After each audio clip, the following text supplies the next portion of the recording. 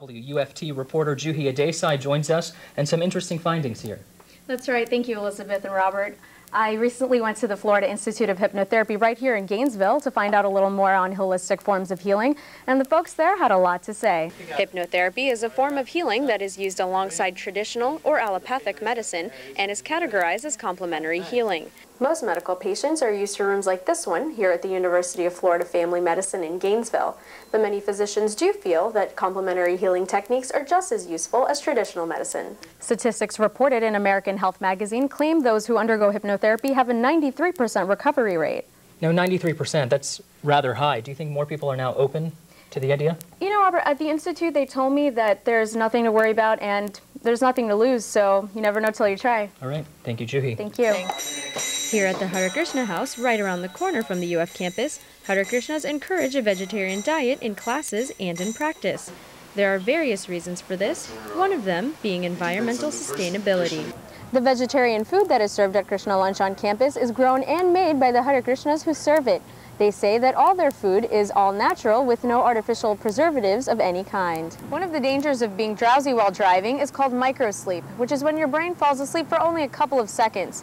This might not seem like much, but within those couple of seconds, your car can travel the distance of a football field.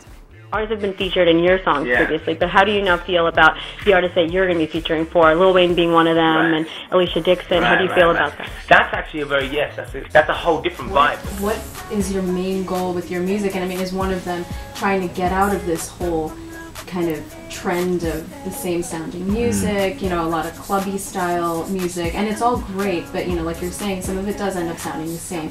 And what are you guys doing for yourselves to try to put out something different? Good question.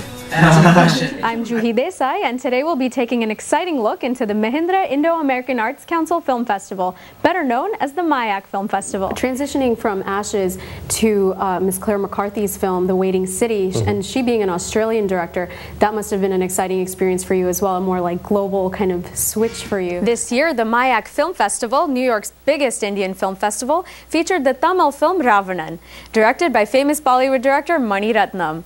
He's also made blockbuster hits like Guru and Dil Se, and I had the fortunate opportunity to sit down with Mr. Ratnam and talk to him about his experience making Ravanan. Let's take a look. How is it working with A.R. Rahman after he's already been such a global figure and influence in the music world, but especially after this whole, as we call the Slumdog effect? You heard that The Weeknd might go to Sundance. Is there any truth behind it? You know, this is Amir Khan and his genius mind. We're here at the prestigious Waldorf Astoria in Manhattan for the first ever Light of India Awards. And how do you feel about being a jury member for this type of event? Well, that's an honor too, and privilege. And how do you feel about being nominated up against some very, very well-achieved and well-known individuals such as yourself? You know, I'm very used to losing award ceremonies. I haven't been even nominated for an award, then I feel like I should at least come so that in the future when they do the second one or the third one or fourth one, then I will somewhere down the line get nominated. Thank you for joining us here at an exclusive look at the red carpet event at the first ever and prestigious Light of India Awards right here at the Waldorf Astoria.